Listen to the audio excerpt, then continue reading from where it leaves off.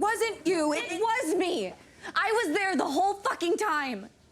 It was like I was in the backseat of a car. I could feel everything, I could see everything, but Cypher was driving. The score of a movie is always very important. Often used as a tool to convey messages, some directors use it even more than others. And in this movie, it had a part to play. Let us look at the first time Nikki was possessed. Just after Bear makes the wish and Wish Nikki is born, within the first few minutes, real Nikki regains control of her body. I think you're drunk. No, I'm not. Wait, what the fuck?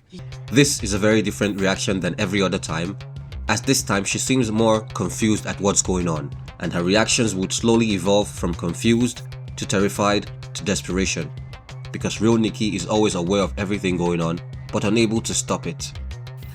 It is easy to understand how the possession works for those who saw the TV show Gen V. This is similar to how Cypher possessed people and controlled their whole bodies. Watch this. Cypher? Puppet. With no strings.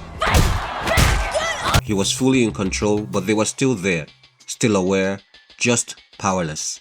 I have never felt like that before. I was fucking helpless. So it is easy to understand how the real Nikki was unraveling the whole time.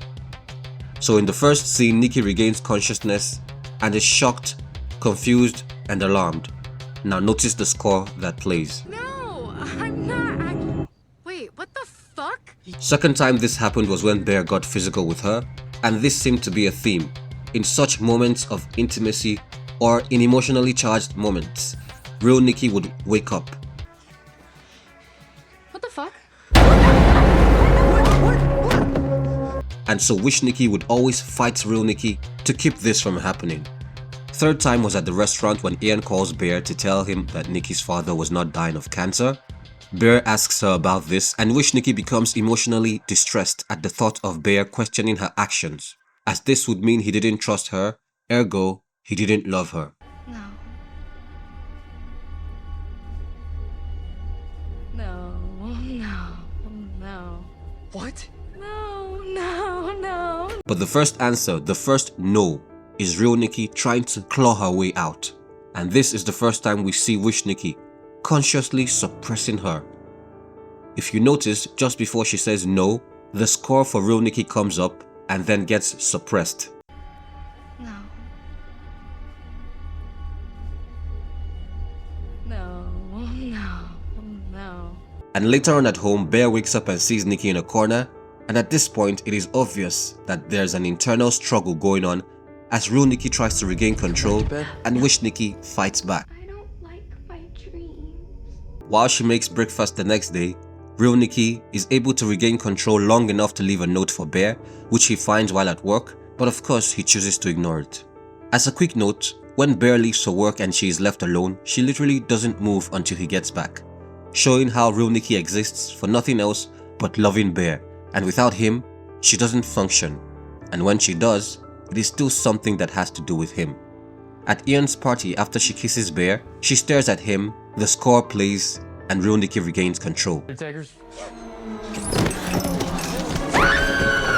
This time, terrified and being fully aware of the situation, she attempts to kill herself to escape the prison that her body has become, while telling everyone that she wasn't the one in the driver's seat.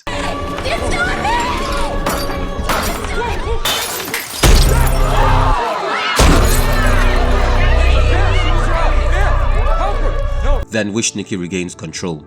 At home, after an argument with Bear, who now questions the nature of her love and the reality of it, she assures him that her love is real in every reality, but real Nikki wasn't having it. And so she fights back. I love you too. Nikki, you're scaring me! Don't be scared, baby. Don't be scared. I would never hurt you. I'm sorry. And this also contributes to how crazy and erratic Wish Nikki behaves, because she also realizes that she has to fight to stay alive, to love Bear, but she would only be at peace if she was assured of Bear's love.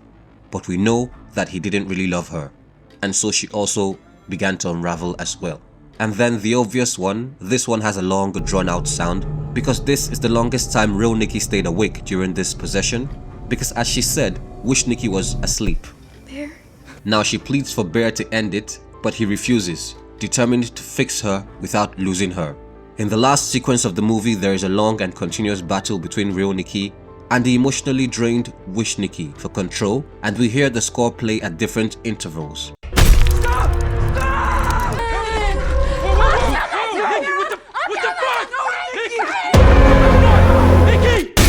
Skull and shove the barrel in my pussy. It even results in her vomiting on Bear as a physical manifestation of this struggle. This was also similar to the time she peed on herself, and that was possibly a sign of an ongoing attempt by real Nikki to fight the possession. And then Wish Nikki regains control again at the promise of love. I love you! Safe to say that after Nikki's wish, if Bear never died, real Nikki would have had a hard time coming out, because the expression on her face when she made her wish was unlike one we had ever seen before. She was finally assured of Bear's love. There was no doubt about it this time. She was finally at peace until he dies. And then we have the final score as real Nikki makes her long-awaited return to the driver's seat.